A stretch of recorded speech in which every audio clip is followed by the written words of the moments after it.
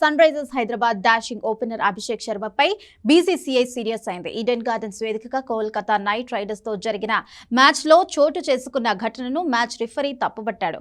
దాంతో క్రమశిక్షణ చర్యలు తీసుకున్న BCCI IPL code of conduct ఉల్లంఘించారనే కారణంతో మ్యాచ్ ఫీజులో 25% జరిమానాతో పాటు ఒక డిమెరిట్ పాయింట్ కూడా విధించారు. ఈ మ్యాచ్ లో బౌండరీలతో విరుచుకుపడిన అభిషేక్ శర్మ హాఫ్ సెంచరీకి దగ్గరగా ఉన్న సమయంలో క్యాచ్ రూపంలో అవుట్ అయ్యాడు. అయితే వరుణ్ చక్రవర్తి పట్టిన ఆ క్యాచ్ కాస్త కన్ఫ్యూజన్ గా మారడంతో ఫీల్డ్ అంపైర్ థర్డ్ అంపైర్ కి రిఫర్ చేశారు. క్యాచ్ పట్టుకునే సమయంలో బంతి నేలను తాకుతున్నట్లుగా అనిపించింది.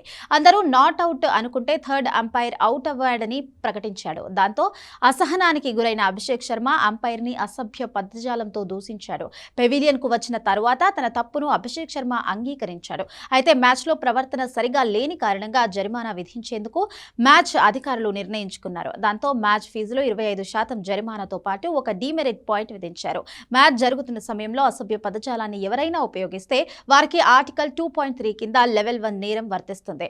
ఓవైపు జరిమానా పడినా మరోవైపు అభిషేక్ శర్మ ఈ మ్యాచ్ లో అద్భుతమైన బ్యాటింగ్ తో ఆకట్టుకున్నాడు. కేవలం 21 బంతుల్లో 48 పరుగులు చేసి సన్ రైజర్స్ హైదరాబాద్ భారీ స్కోరు సాధించడంలో కీలక పాత్ర పోషించాడు. ఇందులో 4 ఫోర్లు 4 భారీ సిక్సర్లు ఉన్నాయి. ఈ క్రమంలోనే అభిషేక్ ఒక అరుదైన మైలురాయిని చేరుకున్నాడు. సన్ రైజర్స్ హైదరాబాద్ తరఫున డేవిడ్ వార్నర్ తరువాత 100 సిక్సర్లు బాదిన రెండో ఆటగాడిగా అభిషేక్ శర్మ మొత్తం 101 సిక్సర్లు రికార్డు సృష్టించాడు. ఈ ఉత్కంఠభరిత మ్యాచ్ లో సన్ రైజర్స్ హైదరాబాద్ నిర్దేశించిన 227 పరుగుల భారీ లక్ష్యాన్ని ఛేదించలేక కేకేఆర్ 16 ఓవర్స్లోనే 161 పరుగులకే ఆల్అౌట్ అయింది.